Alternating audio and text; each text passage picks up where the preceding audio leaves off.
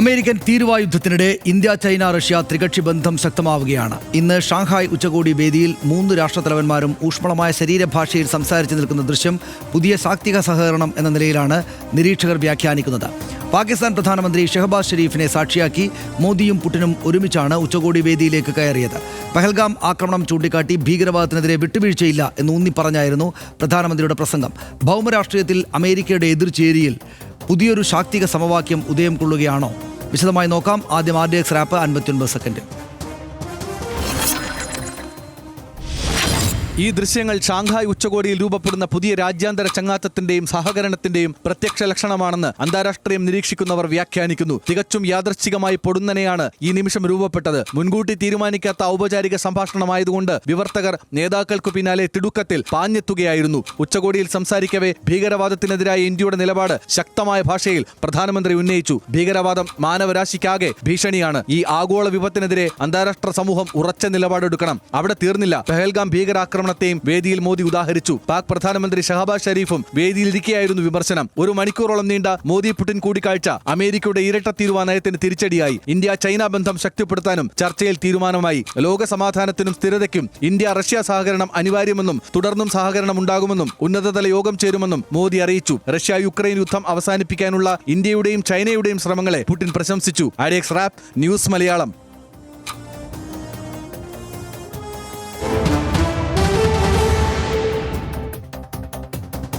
Shanghai ഉച്ചകോടിയിൽ രൂപപ്പെടുന്ന പുതിയ ഭൗമരാഷ്ട്രീയം ചങ്ങാത്തത്തിന്റെയും സഹകരണത്തിന്റെയും പ്രത്യക്ഷ ലക്ഷണമാണെന്ന് വിലയിരുത്തപ്പെട്ട ആ ദൃശ്യങ്ങൾ ഒന്നുകൂടി നമുക്ക് കാണാം.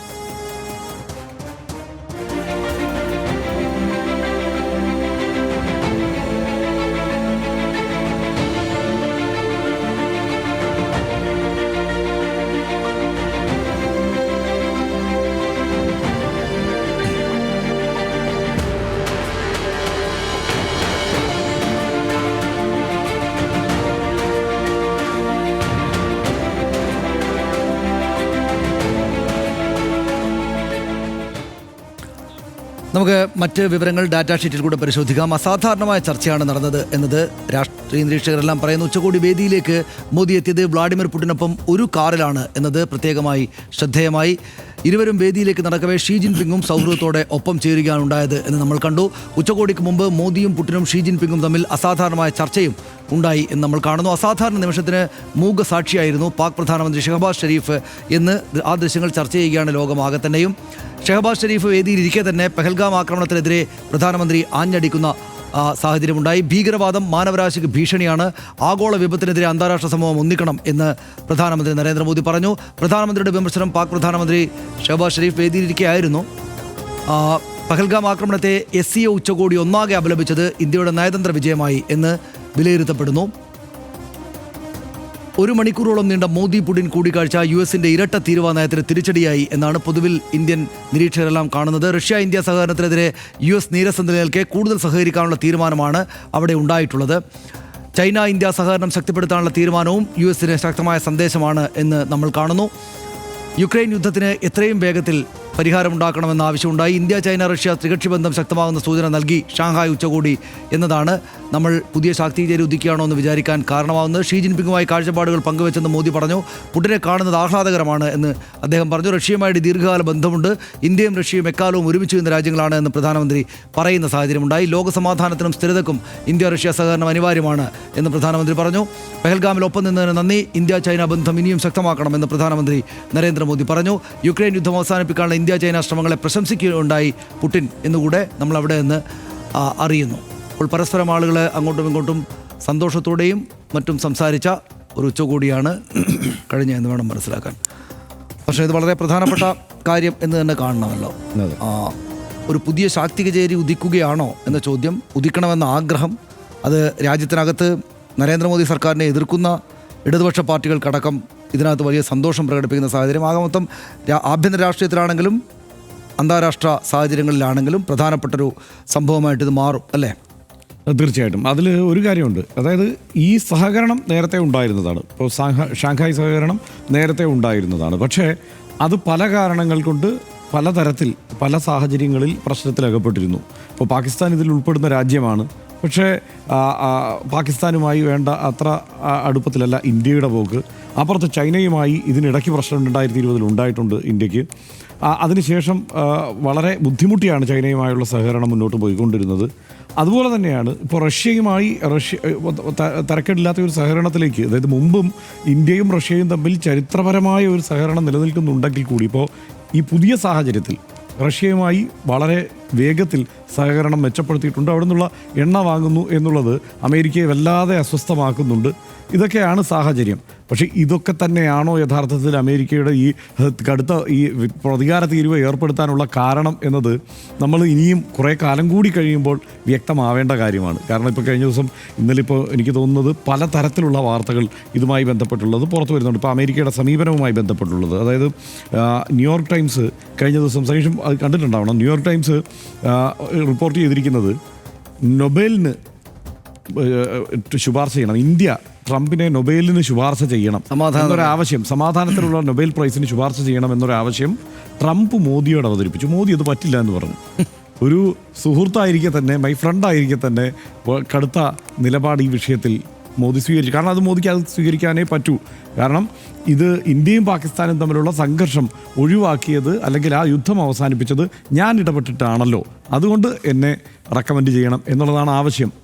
അത് പറ്റില്ല ഇന്ത്യ പറഞ്ഞു. അതാ പാകിസ്ഥാൻ സമ്മതിച്ചു, ഇന്ത്യ പറ്റില്ല എന്ന് പറഞ്ഞു. ഇതൊരു കാരണമാണെന്ന് ന്യൂയോർക്ക് ടൈംസ് എഴുതിയിട്ടുണ്ട്. അതിലൊക്കെ എത്രത്തോളം വാസ്തവമാണെന്നുള്ളത് നമ്മൾ കാത്തിരുന്ന് കാണേണ്ട സംഭവമാണ്. പക്ഷേ ഇങ്ങനെയൊക്കെ ആയിരിക്കുമ്പോൾ അപ്പോൾ ഈ ആ ബന്ധം അങ്ങേയറ്റം വഷളായി. നിന്നതിപ്പിൽ നമ്മൾ കാണുന്നത്, അതായത് വളരെ വേഗത്തിലാണ് അമേരിക്കയായിട്ടുള്ള ബന്ധം അവിടെ വഷളാവുന്നത്. ഇപ്പുറത്ത് ഇന്ത്യക്ക് വഷളായി നിൽക്കുന്ന ഒരു ബന്ധമുള്ള ചൈനയുമായും പാകിസ്ഥാൻ കൂടി ഉൾപ്പെടുന്ന ആ പ്ലാറ്റ്ഫോമിൽ ആ ബന്ധത്തെ കൂടുതൽ ശാക്തീകരിക്കേണ്ടതും റഷ്യയുമായിട്ടുള്ള സഹകരണം കൂടുതൽ മെച്ചപ്പെടുത്തേണ്ടതും ഇന്ത്യയുടെ ആവശ്യമാണ്. അതുപോലെ ചൈനയുടെ ആവശ്യമാണ്, റഷ്യയുടെ ആവശ്യമാണ്. ആ തിരിച്ചറിവിലേക്ക് വളരെ വേഗം നടുക്കുക ഇന്ത്യയും ചൈനയും റഷ്യ ആയിരിക്കും. അവിടെ ഇപ്പോൾ മറ്റു പല രാജ്യങ്ങളും ഒക്കെ ഉണ്ട്, ഉസ്ബെക്കിസ്ഥാനുണ്ട്, പാകിസ്ഥാനുണ്ട്, ഇങ്ങനെ പല രാജ്യങ്ങളും ഉണ്ടെങ്കിലും ഈ തിരിച്ചറിവിലേക്ക് വേഗം അടുക്കുക ഈ 3 രാജ്യങ്ങളായിരിക്കും. കാരണം ഏറ്റവും വലിയ വിപണികളാണ്. അവർക്ക് ഉൽപ്പന്നങ്ങൾ പരസ്പരം കൈമാറേണ്ട സാഹചര്യം ഉണ്ടായാൽ മാത്രമേ ഇത്തരമൊരു പ്രതികൂല സാഹചര്യത്തിൽ പിടിച്ചു നിൽക്കാനോ അതിജീവിക്കാനോ കഴിയൂ എന്നുള്ള തിരിച്ചറിവുണ്ട്. അതൊക്കെ കൊണ്ട് ആ ശാക്തിക ചേരി കുറെ കൂടി ദൃഢതരമായി ഇപ്പോൾ. അത് മുമ്പേ ഇവർക്കറിയാം. പക്ഷേ ഈ കോളനി വാഴ്ച നടന്ന എല്ലാ രാജ്യങ്ങളിലും ഉള്ളതുപോലെയുള്ള പ്രശ്നങ്ങൾ ഇവിടെ ആ പ്രശ്നങ്ങൾക്കുള്ള വിത്തിട്ടിട്ട് ബ്രിട്ടൻ ഇവിടുന്ന് പോയതുകൊണ്ട് ആ പ്രശ്നങ്ങൾ ഇപ്പോഴും നീറി നിൽക്കുന്നതിൻ്റെ ബാക്കിയാണ് ഈ അതിർത്തിയിലെ പ്രശ്നങ്ങളെല്ലാം. അതിർത്തിയിലെ ഈ പ്രശ്നങ്ങൾക്ക് അപ്പുറത്ത് ചരിത്രപരമായി എന്തെങ്കിലും പ്രശ്നം ചൈനയുമായി ഇന്ത്യക്കുണ്ടോ? പാകിസ്ഥാനുമായിട്ട് ഉണ്ടാവേണ്ട കാര്യമില്ലല്ലോ. കാരണം ഒരു ഭൂപ്രദേശമായി കിടന്നതാണ്. ചൈനയുമായാണെങ്കിൽ എത്രയോ കാലത്തെ കൊടുക്കൽ വാങ്ങലിൻ്റെ ചരിത്രം മാത്രമാണ് നമുക്ക് പറയാനുള്ളത്. 60കൾക്ക് ശേഷം ഇപ്പുറത്തോട്ടാണ് ഈ പറയുന്ന സംഘർഷത്തിൻ്റെ ഒരു കാലത്തിലേക്ക് നമ്മൾ കടക്കുന്നത്. അപ്പോൾ ഈ സഹകരണം എന്നത് സാധ്യമാവുന്ന ഒന്നാണെന്ന് ഇവർക്കറിയാം. പക്ഷേ ചില പ്രശ്നങ്ങൾ ചില സാഹചര്യങ്ങളിൽ ഉണ്ടാകുന്നു. ആ പ്രശ്നങ്ങളെ പരിഹരിക്കാൻ വേണ്ട തന്ത്രപരമായ ഇടപെടൽ ഇത്തവണ പ്രധാനമന്ത്രി നരേന്ദ്രമോദിയുടെയോ ഇന്ത്യയുടെയും ഭാഗത്തു നിന്നുണ്ടായി എന്ന് തന്നെ നമ്മളിപ്പോൾ സ്ഥിരീകരിക്കണം. കാരണം അവിടെ വെറുതെ അങ്ങ് പോവുകയല്ല ചെയ്തത്. അപ്പോൾ ഈ എല്ലാ പ്രശ്നങ്ങളും ഇപ്പോൾ ബ്ലാക്ക് ബോർഡിൽ ഡസ്റ്റർ വെച്ച് മായ്ക്കുന്നത് പോലെ ഒറ്റ ദിവസം കൊണ്ട് മായ്ക്കാനും പറ്റില്ല. അപ്പോൾ അതിലേക്ക് കടക്കാൻ, ഈ സഹകരണത്തിലേക്ക് കടക്കാൻ ചില കാര്യങ്ങൾ ആ ഉച്ചകോടിയിൽ പറയണം. സാധാരണ ഇത്തരം ഒരു ഉച്ചകോടിയിലൊക്കെ വളരെ അപൂർവം ചില കാര്യങ്ങളാണ് വളരെ പ്രാധാന്യത്തോടെ ഈ അന്താരാഷ്ട്ര സഹകരണവുമായി ബന്ധപ്പെട്ടൊക്കെയുള്ള ചില വിഷയങ്ങൾ വരാറ്, അല്ലെങ്കിൽ പ്രശ്നങ്ങളുമായി ബന്ധപ്പെട്ടുള്ള വിഷയങ്ങൾ അപൂർവമാണ് വരാറ്. ഇവിടെ എന്തെല്ലാം വിഷയങ്ങളും ഒന്നും നോക്ക്. അതായത് ഈ കീവിലെ അട്ടിമറിയുമായി ബന്ധപ്പെട്ടുള്ള കാര്യത്തിൽ പുടിൻ പരാമർശം നടത്തിയിട്ടുണ്ട്. അവിടുത്തെ ഈ നാറ്റോ ഇടപെടലോ അല്ലെങ്കിൽ ഈ പാശ്ചാത്യ ഇടപെടലുമായി ബന്ധപ്പെട്ടുള്ള ആരോപണങ്ങൾ ഈ ഉച്ചകോടിയിൽ, ഷാങ്ഹായ് ഉച്ചകോടിയിൽ പുടിൻ പറഞ്ഞിട്ടുണ്ട്. നമ്മളിവിടെ ഗാൽവാൻ താഴ്വരയിലെ ആക്രമണത്തെക്കുറിച്ച് പറഞ്ഞതുപോലെ പുടിൻ അവിടെ ആ പ്രശ്നങ്ങൾ അവതരിപ്പിച്ചിട്ടുണ്ട് ഈ ഷാങ്ഹായ് ഉച്ചകോടിയിൽ. ഓരോരുത്തരും അവരവരുടെ പ്രശ്നങ്ങൾ അവിടെ അവതരിപ്പിച്ചിട്ടുണ്ട്.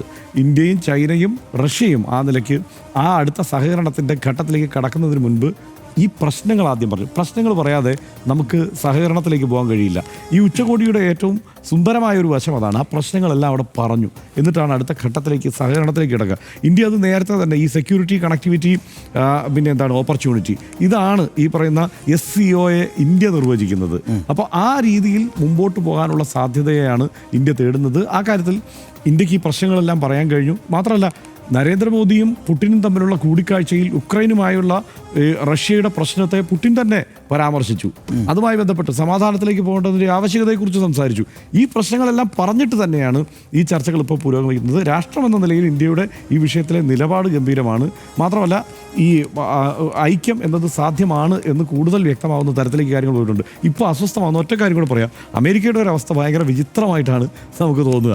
അപ്പോൾ ഇന്ന് ഈ പീറ്റർ നവാരോ എന്ന് പറയുന്ന കക്ഷിയുണ്ടല്ലോ, അവരുടെ ഈ ഈ ട്രേഡ് ആൻഡ് മാനുഫാക്ചറിങ് അഡ്വൈസർ എന്ന് പറയുന്ന കക്ഷി, ട്രംപിൻ്റെ, അങ്ങനെയാണ് പറഞ്ഞത് യുക്രൈനിൽ മോദിയാണ് യുദ്ധം ചെയ്യുന്നത് എന്ന് കഴിഞ്ഞ ദിവസം പറഞ്ഞത്.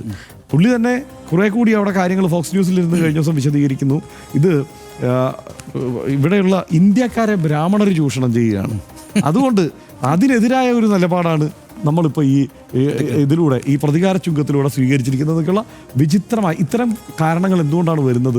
അവർക്കൊരു അങ്കലാപ്പ് തോന്നി തുടങ്ങിയിട്ടുണ്ട് അമേരിക്ക. കാരണം അതായത് ഈ സഹകരണം സാധ്യമാവുന്ന ഷാങ്ഹായ് ഉച്ചകോടിയുടെ പരിസരത്താണ്, അല്ലെങ്കിൽ ആ സാഹചര്യത്തിലാണ് ഇത്തരത്തിൽ പീറ്റർ നവാരോയുടെ പരാമർശങ്ങൾ വരുന്നത്. നേരത്തെ ഈ ഇന്ത്യ അവിടെ ഇപ്പോൾ യുദ്ധം ചെയ്യുന്നത് കൊണ്ടാണെന്ന് വന്നു. ഇപ്പോൾ ഇത് ഇന്ത്യയിൽ ബ്രാഹ്മണർ ഇവിടുത്തെ പാവപ്പെട്ട ഇന്ത്യക്കാരെ ചൂഷണം ചെയ്യുകയാണ് എന്നുള്ള വാദം മുന്നോട്ട് വെച്ചു. അതായത് പെട്ടെന്ന് അംബേദ്കറേറ്റായി ഈ ട്രംപിൻ്റെ ഭരണകൂടം. ഇനി അത് മാത്രമല്ല, ഇയാൾ തന്നെ പറയുന്നുണ്ട്, ഞങ്ങളിപ്പോൾ ഈ റഷ്യ എണ്ണ വാങ്ങുന്നത് നിർത്തിയാൽ ആ സെക്കൻഡിൽ 25% കുറച്ച് കൊടുക്കാൻ തയ്യാറാണ്. പക്ഷേ ഇന്ത്യ അത് കേൾക്കുന്നില്ല. ഇതെന്താണ് പ്രശ്നം എന്നുള്ളതാണ് അവർ പറയുന്നത്. അപ്പോൾ ഇന്ത്യ ആ കാര്യത്തിൽ ഒരു കൃത്യമായ വഴിക്കാണ് ഇപ്പോൾ തൽക്കാലം സഞ്ചരിച്ചുകൊണ്ടിരിക്കുന്നത് തന്നെ വേണം പറയാൻ. സമഗ്രമാണ്, അതിൽ കൂടുതൽ പറയാനൊന്നുമില്ല. ഇപ്പം നവാരോ മാത്രമല്ല, മാർക്കോ റൂബിയോ പോസ്റ്റ് ഇട്ടുണ്ട്. അതായത് ഞങ്ങൾ തമ്മിൽ വളരെ സൗഹൃദമാണല്ലോ, ഇന്ത്യയും അമേരിക്കയും തമ്മിൽ, എന്താണ് പ്രശ്നമുള്ളതെന്നുള്ള മറ്റുള്ളൊരു പോസ്റ്റ് തൊട്ട് പിന്നാലെ തന്നെ ഇവർ അവിടെ 3 പേരും കൂടെ കാണുമ്പോൾ തന്നെ ഇട്ടിട്ടുണ്ട്. അതുകൊണ്ട് തങ്ങൾക്ക് അമ്പരപ്പുണ്ട് എന്നും ആ എംബറാസ്മെൻറ്റ് പ്രകടിപ്പിക്കാനും അവർക്ക് മടിയില്ലാത്ത വിധം അവരെ കുലുക്കിയിട്ടുണ്ടെന്ന കാര്യത്തിൽ യാതൊരു സംശയമില്ല. ഇതിനകത്ത് ഒറ്റ കാര്യമുള്ള പക്ഷേ കൂട്ടിച്ചേർക്കുക. അതായത് ഒന്ന്, നമ്മൾ നരേന്ദ്രമോദി സർക്കാർ വന്നതിന് ശേഷമുള്ള ആദ്യ ഇതുപോലുള്ളൊരു പ്രധാനപ്പെട്ട സൗഹൃദ പ്രകടനം പാകിസ്ഥാനിലെ നവാസ് ഷെരീഫിനോടായിരുന്നു. അദ്ദേഹത്തിൻ്റെ അമ്മയുടെ പിറന്നാളിനോ മറ്റോ സാരിയും കൊണ്ടുപോയത് ഓർമ്മയില്ല, അങ്ങനെ ഒരു സംഭവം ഉണ്ടായിരുന്നു. പക്ഷേ പിന്നീട് സംഭവിച്ചത് എന്താണ്? പാകിസ്ഥാനോട്ട് വലിയ വഴക്കായി.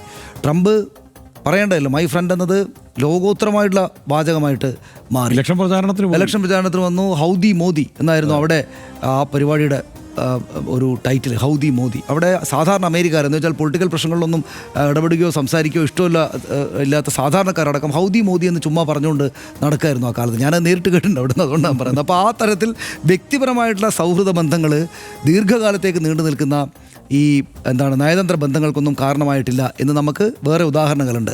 അമേരിക്ക ഇത്രമാത്രം വലിയ സൗഹൃദം കാണിച്ചിട്ട് കുറച്ച് ഓവറല്ലേ ഈ സൗഹൃദം എന്ന് നമ്മളിപ്പോൾ അമ്പരപ്പോടെ മറ്റെല്ലാ ലോകരാഷ്ട്രങ്ങളിലും നോക്കുമ്പോൾ ഇങ്ങനെ മൈ ഫ്രണ്ട് എന്നൊക്കെ പറഞ്ഞ് വളരെ പ്രകടമായിട്ട് പൊട്ടിച്ചിരിച്ച് സൗഹൃദവും അങ്ങനെ ഈ നമ്മുടെ നാട്ടിൻപുറത്ത് കാണുന്ന പോലുള്ള സൗഹൃദമൊന്നും അന്താരാഷ്ട്ര തലവന്മാർ തമ്മിൽ കാണിക്കില്ല. പക്ഷേ നമ്മുടെ തലവൻ അങ്ങനെ കാണിക്കുമായിരുന്നു. അതിന് പക്ഷേ ഗുണഫലമല്ല ഉണ്ടായത്.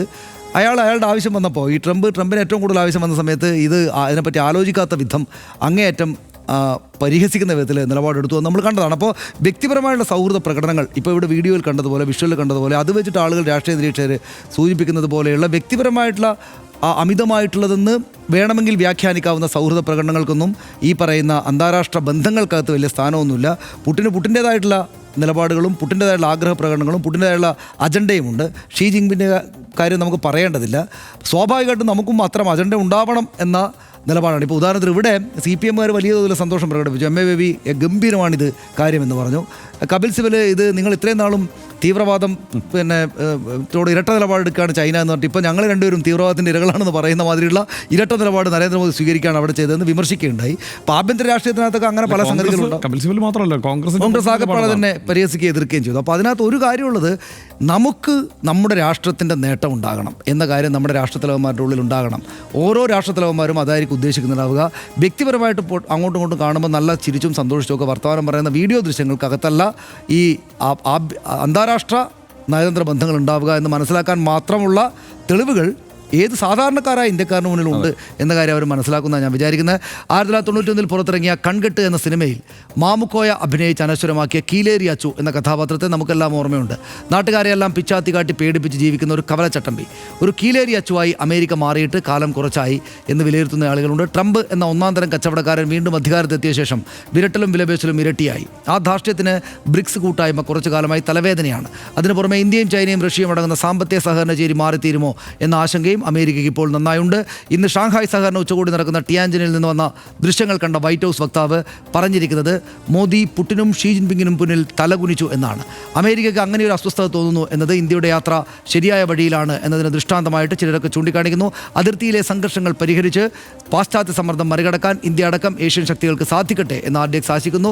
ഒപ്പം ഇന്ത്യൻ നയതന്ത്രത്തിൻ്റെ ചരിത്രപരമായ കരുത്തായ ചേരിചേരാ നയത്തിൽ നിന്ന് വഴുതാതെ ഉറച്ചു നിൽക്കാനും നമ്മുടെ രാഷ്ട്ര നേതൃത്വത്തിന് ഇനിയെങ്കിലും കഴിയട്ടെ എന്ന് ആഗ്രഹിക്കുന്നു. ഇടവേളയിലേക്ക്.